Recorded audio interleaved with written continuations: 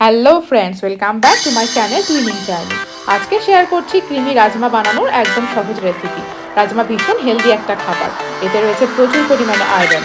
Regular rajma খাওয়ার ফলে blood sugar অনেকটা কন্ট্রোলে চলে আসে, সেই সাথে বিভিন্ন রকম ক্যান্সারের ঝুঁকিও কমে। তো আমি রাজমা বানানোর জন্য এখানে 300 গ্রাম মতো রাজমা একটা ছোট্ট বোলে নিয়ে নিয়েছি। আর প্রথমেই আমি ভালো করে রাজমাটাকে ধুয়ে নেব, আর তারপরে 4-5 ঘন্টার জন্য রাজমাগুলোকে ভিজিয়ে রাখবো। আমি সকালে রান্না করবো, আর সেজন্য আগের দিন রাত্রেবেলাতেই রাজমাটা ভালো করে ধুয়ে তারপর পরিমাণ মতো জল দিয়ে ভিজিয়ে রেখেছি। রাজমাগুলো ভিজিয়ে অনেকটাই ফুলে উঠবে, তাই জলটা একটু বেশি পরিমাণে আমাকে দিতে হবে। রাজমা অ্যাকচুয়ালি পাঞ্জাবিদের খুবই ফেভারিট একটা খাবার। রাজমা চাবল তারা খুব পছন্দ করে। তবে আমরা বাঙালি, আমরা সব খাবারকেই নিজের মতো আপন বানিয়ে নিই। আমরা জেনারেলি সকালে ব্রেকফাস্ট হিসাবে অথবা রাতে ডিনারে রুটির সঙ্গে রাজমা খেয়ে থাকি। ফিরে এসেছি পরের দিন সকালবেলা। এখন ঢাকনাটা খুলে দিলাম। আমি বেশ অনেকটা জল দিয়েছিলাম, তো সেখান থেকে জল অনেকটাই টেনে গেছে, আর রাজমাটা ভালোভাবে ভিজেও গেছে। এবার একটা কুকারের মধ্যে সমস্ত রাজমাগুলো জল সমেত ঢেলে দিয়ে আমি এটাকে গ্যাসে বসিয়ে দেব, আর মিডিয়াম আঁচে দুটো হুইসিল পড়লে তারপরে গ্যাসের ফ্লেমটাকে অফ করে দেবো। কুকারের প্রেশারটা বেরিয়ে গেলে আমি ঢাকনাটা খুলে দিচ্ছি, আর আপনাদের সুবিধার জন্য দেখিয়ে দিচ্ছি যে দুটো হুইসিলে রাজমাটা কি সুন্দর সেদ্ধ হয়ে গেছে। এই যে দেখতে পাচ্ছেন, রাজমাগুলো কিন্তু একদম পারফেক্টভাবে সেদ্ধ হয়ে গেছে। এবার রাজমাগুলোকে কিছুক্ষণ ঠান্ডা হওয়ার জন্য ওয়েট করব। এদিকে আমি দুটো মিডিয়াম সাইজের পেঁয়াজকে কুচিয়ে রেখেছি। রাজমাটা একটু ঠান্ডা হয়ে যাওয়ার পরে একটা মিক্সার গ্রাইন্ডার জারের মধ্যে এরকম চামচের 2 চামচ বা 2.5 চামচ মতো রাজমা আমি নিয়ে নিচ্ছি। সেই সাথে এখানে দিয়ে দেব 7 থেকে 8টা কাজু বাদাম। আর অন্যদিকে আমি মিডিয়াম সাইজের দুটো টমেটোকে ভালোভাবে টুকরো টুকরো করে কেটে নিয়েছি। আপনাদের টমেটোর সাইজ বড় হলে একটাও নিতে পারেন, আর ছোটো ছোটো হলে 3-4টেও নিতে পারেন। এখানে আমি টমেটোর বীজগুলো ফেলে নিয়ে ভালো করে ধুয়ে নিয়ে তারপর এটাকে টুকরো করে কেটে নিয়েছি। এবার মিক্সার গ্রাইন্ডার জারের মধ্যে টমেটোগুলো অ্যাড করে দিলাম। তারপর ওপর থেকে অল্প একটু জল দিয়ে আমি একটা স্মুথ পেস্ট বানিয়ে নেব। এতে করে রাজমা রান্নার সময় গ্রেভির টেক্সচারটা খুব সুন্দর হবে, একটা ক্রিমি ব্যাপার আসবে। যেহেতু কাজু বাদাম দেওয়া থাকে, স্বাদটা অনেকটাই বাড়বে। এবারে কড়াইটা গ্যাসে বসিয়ে এখানে 3 চামচ মতো সাদা তেল অ্যাড করে দিলাম। তেলটা গরম হওয়ার পর এখানে দিয়ে দিলাম 1 চামচ গোটা জিরে, একটা শুকনো লঙ্কা, দুটো তেজপাতা, 1 ইঞ্চি মতো দারচিনি, 3-4টে এলাচ, আর সেই সাথে দুটো লবঙ্গ। মশলাগুলো ভালো মতো ভাজা হলে এখানেই কেটে রাখা পেঁয়াজগুলো অ্যাড করে দিলাম। পেঁয়াজগুলো মশলার সাথে ভালোভাবে নেড়ে চেড়ে মিশিয়ে নেব, আর তারপর এখানে দিয়ে দেবো 1 থেকে 1.5 চামচ মতো নুন।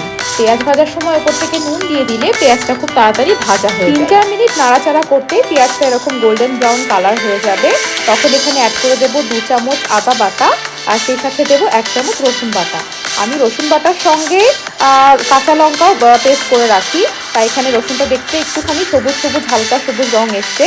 তো এখানে রসুন আর আদাটা পেঁয়াজের সঙ্গে ভালো করে মিশিয়ে তারপর একে একে শুকনো গুঁড়ো মশলাগুলো এখানে অ্যাড করব। এবার দিয়ে দিচ্ছি 1 চামচ মতো হলুদ গুঁড়ো, 2 চামচ মতো ধনে গুঁড়ো, 1 চামচ মতো শুকনো লঙ্কার গুঁড়ো, আর সেই সাথে 1 চামচ মতো জিরে গুঁড়ো। আপনারা যারা ঝাল খেতে বেশি পছন্দ করেন না, তারা শুধুমাত্র কাশ্মীরি লঙ্কার গুঁড়ো দিয়েও করতে পারেন। কাশ্মীরি লঙ্কার গুঁড়োতে ঝাল একদম সামান্য হয়, আর রঙটা খুব সুন্দর হয়। আমি এখানে রঙের জন্য 1 চামচ মতো কাশ্মীরি লঙ্কার গুঁড়োও দিয়ে দিয়েছি। এবার অল্প একটু জল অ্যাড করে সমস্ত শুকনো মশলাগুলো পেঁয়াজের সাথে ভালো করে মিশিয়ে নিচ্ছি। আর যারা একেবারে ঝাল খেতে পছন্দ করেন না বা বাচ্চাদেরকে খাওয়াতে চান, তারা রঙের জন্য পাপরিকাও ইউজ করতে পারেন। 5 থেকে 6 মিনিট মতো মশলাগুলো ভালো করে ভেজে নিয়ে তারপরে এখানে দিয়ে দেব পেস্ট করে রাখা রাজমা, কাজু বাদাম আর টমেটোর পেস্টটা। এখানে সমস্ত পেস্টটা ভালোভাবে ঢেলে দিচ্ছি। তারপর মিক্সির মধ্যে অল্প একটু জল নিয়ে মিক্সি ধোয়া জলটাও এখানে দিয়ে নিচ্ছি। এবার মশলার সাথে কাজু বাদাম, টমেটো আর রাজমার পেস্টটা খুব ভালোভাবে মিশিয়ে নিয়ে আরও 5 থেকে 7 মিনিট মতো কষিয়ে নেব। সমস্ত মশলা আর কাজু বাদাম, রাজমা, টমেটোর পেস্ট ভালো মতো কষানো হয়ে গেছে, এখান থেকে তেল ছাড়তে শুরু হয়ে গেছে।